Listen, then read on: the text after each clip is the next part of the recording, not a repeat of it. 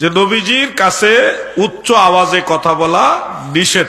লা তারফাউ আসওয়াতাকুম ফাওকা সাউতিন নবী, এই আয়াত থেকে আপনার একটা মাসআলা শিখেন নামাজের।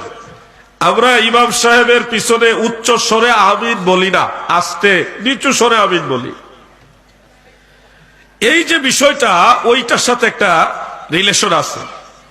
যেমন জোরে আমিন বলারও সহিহ হাদিস আছে, আস্তে আমিন বলারও সহিহ হাদিস আছে।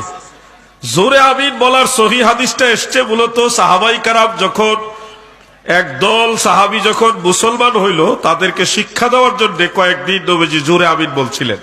উদ্দেশ্য হলো যে সূরা ফাতিহা শেষ হইলে আমিন বলতে হবে, এটা শিক্ষা দেওয়া, তালিম দেওয়া। এই হলো নবীজির জোরে আমিন বলার প্রেক্ষাপট। কিন্তু সাহাবাই কেরাম যখন শিখে ফেললেন যে সূরা ফাতিহার শেষে আমিন বলতে হয়, এটা সুন্নত, তখন আবার নবীজি আস্তে বা নিচু স্বরে আমিন বলেছে, সাহাবাই কেরামও নিচু স্বরে আমিন বলেছেন। এই যে দুই রকম দুইটা হাদিস, এই দুইটা হাদিসের সাথে কোরআনের ওই আয়াত লা তারফাউ আসওয়াতাকুম ফাওকা সাউতিন নবী, এই আয়াতের মিলাদ কোন হাদিসটা কোরআনের আয়াতের সাথে মিলে। যদি ধরে নেন যে উচ্চস্বরে আমিন বলা এটা সুন্নত, তাহলে কোরআনের আয়াতের সাথে মিলে কিনা একটু খেয়াল করেন যে নবীজিও জোরে আমিন বললেন একা, আবার নবীজির সাথে হাজার হাজার সাহাবী তারাও জোরে আমিন বলছে।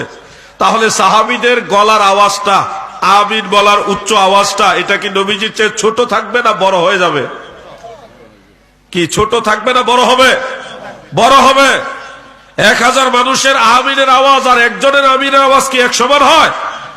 নবীজি উচ্চস্বরে আমিন বললেও বাস্তবতার নিরিখে হাজার হাজার সাহাবীদের আমিন বলার আওয়াজটা বড় হবে। বড় মানে উচ্চস্বর হবে আর কি। বড় বলতে এখানে মর্যাদার বড় বলতেছি না, উচ্চস্বরে। তো এখানে আপনি জোরে আমিন বলার হাদিসটা যদি আমল করেন, তাহলে কোরআনের এই আয়াতের সাথে মিলে না, বাস্তবতায় কোরআনের যে বিধানের সাথে ম্যাচিং হয় না। এবার আপনি আস্তে আমিন বলার হাদিসটা যদি আমল করেন, যে নবীজি আস্তে আমিন বলছে, সাহাবাই কেরামও আস্তে আমিন বলছে, তাহলে দেখেন আস্তে আমিন বললে তো নবীজির কণ্ঠস্বরের চাইতে বড় আওয়াজ হওয়া, উচ্চস্বরে আওয়াজ হওয়ার আর কোনো সুযোগ নাই। অতএব কোরআনের খেলাফ হওয়ারও আর কোনো সুযোগ নাই। অর্থাৎ নবীজির আওয়াজের চেয়ে সাহাবাই কেরামের আওয়াজ বেশি হয়ে যাচ্ছে, এটা আর হচ্ছে না। কোরআনের আয়াতের সাথে আস্তে আমিন বলার হাদিস আমল করলে তখন আপনার এটা খাপে খাপ মিলে যায়।